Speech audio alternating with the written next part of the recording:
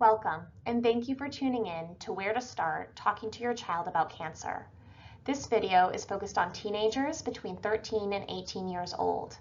If you are interested in learning more about communicating with other age groups, please be sure to check out our video series available on the Life with Cancer YouTube channel.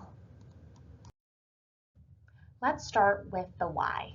Why should we be talking about cancer with children and teens? It's completely normal to have worries talking about cancer with your child, no matter their age. Parents want to protect their kids and want them to be happy. Approaching this conversation can often feel intimidating, uncomfortable, and you may have no idea where to begin. Your worries may include wanting them to not feel upset or scared. Maybe they have had a loved one who died of cancer and you're worried they'll be thinking about death. Maybe you worry that it will distract them from school or friends and the other activities you hope for them to be focused on. However, we really don't give children and teens enough credit for what they've already noticed, even if you haven't told them anything yet, like hushed voices, body language, crying, intensity of emotions between parents, or there's more visitors around, frequent doctor's visits, or even a hospital admission.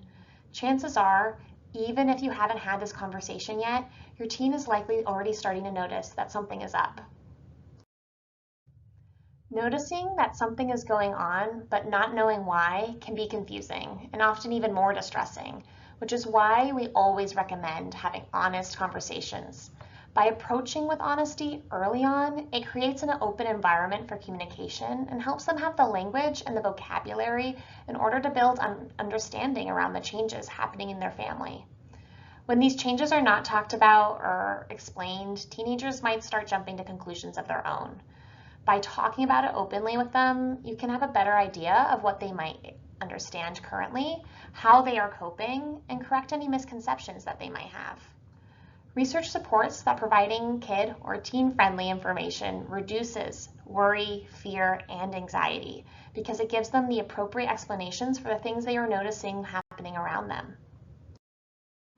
So where do we begin? We know that this is not an easy conversation, so we want to take some time to discuss the ways you can begin setting the stage, and that way you can think through how our general recommendations can fit the specific needs of your family. Preparing yourself is just as important as preparing your teen.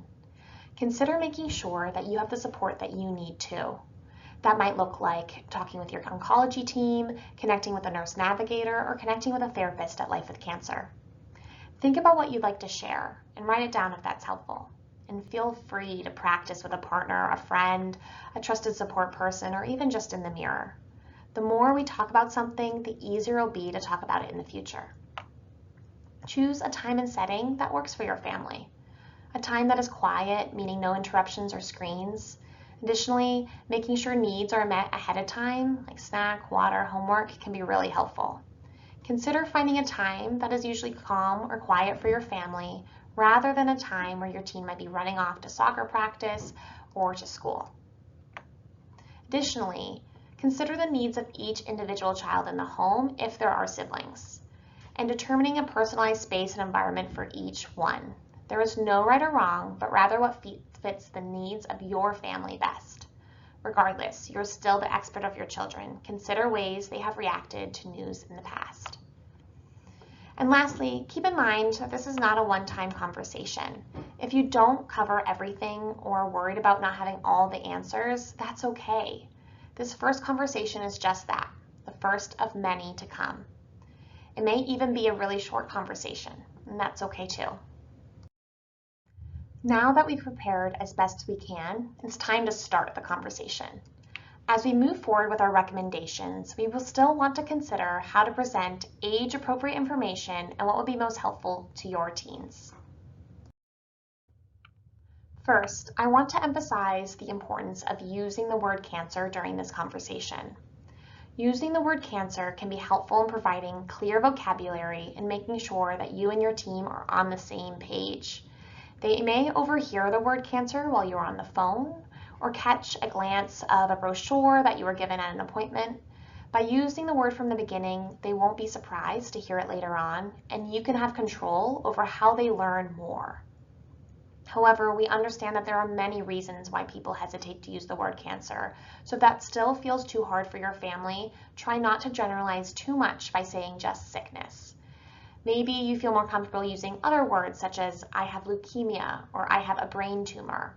You can also refer to it as a disease and make sure to assure them that it is not contagious. It is also helpful to describe to your teen where your cancer is located and what treatment might look like.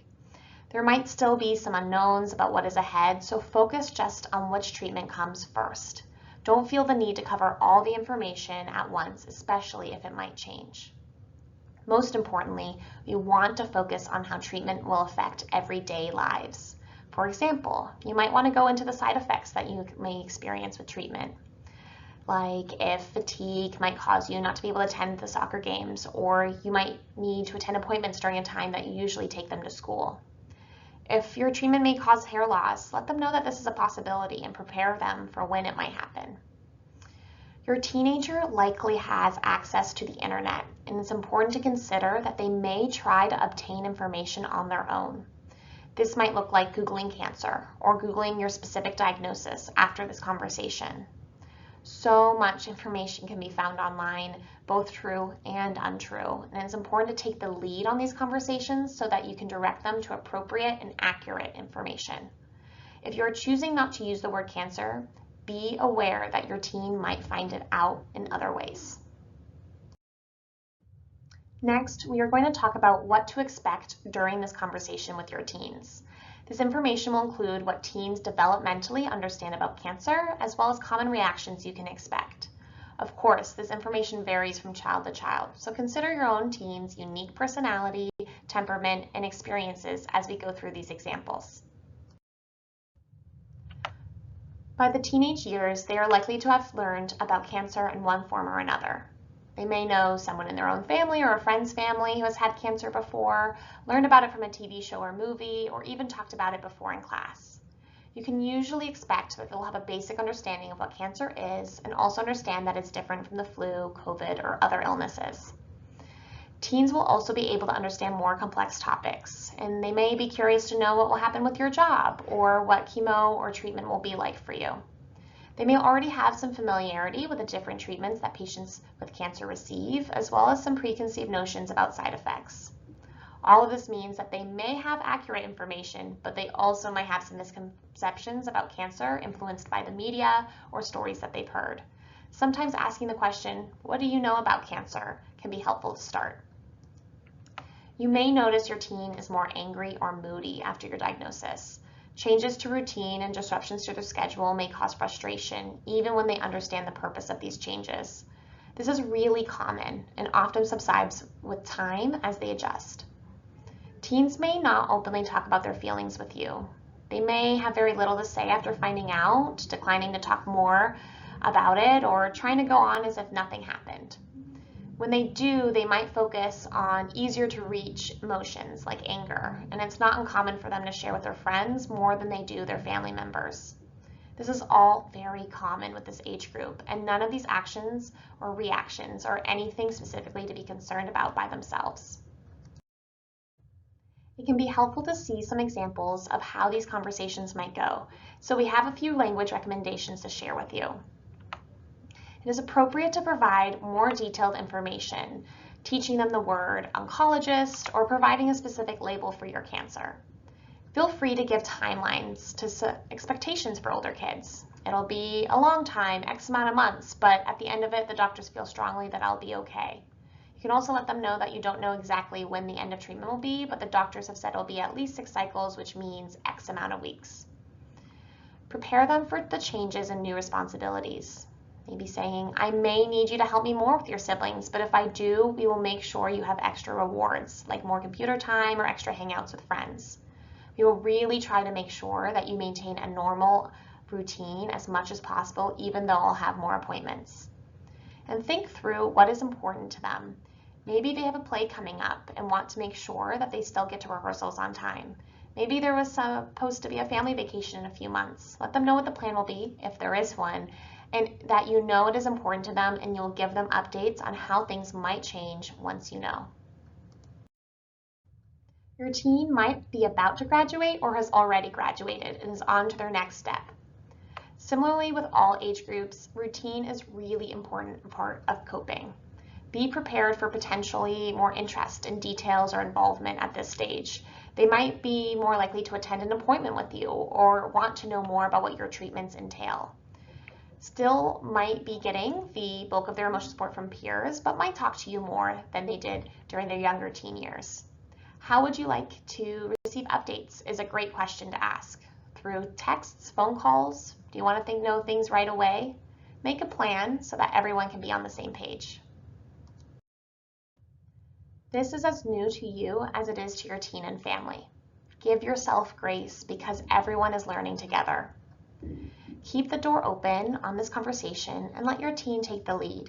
They may come up to you with questions days after that initial conversation. They were listening, and it's important for them to know that they can talk to you. It's also okay to say, I don't know, in answer to questions that you're unsure of.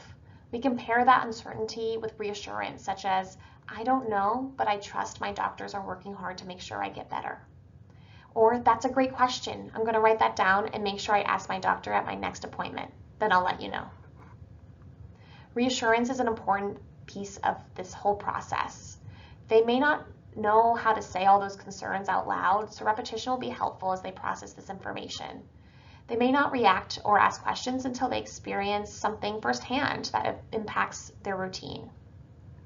Saying things like, your needs will be met, you will be taken care of, nothing you did caused my cancer, cancer is not contagious, lets them know you are thinking of them and their needs. Thank you for viewing this video.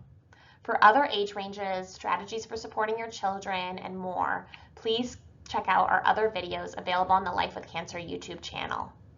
If you have any specific questions or would like a parent consultation, please reach out to the Life with Cancer Pediatric Team at LWCPeds@inova.org.